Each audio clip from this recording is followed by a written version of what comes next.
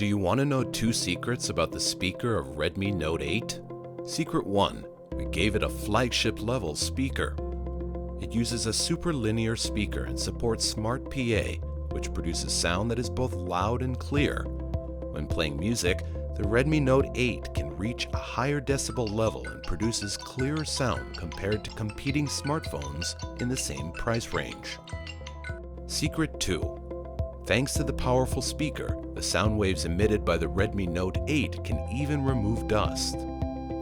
Easily remove the dust from the speaker port of your Redmi Note 8 in just 4 simple steps.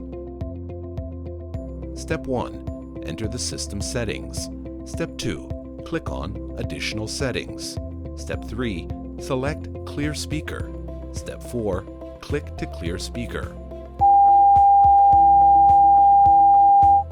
Enjoy an amazing audio and video experience thanks to the incredible performance of Redmi Note 8 speaker.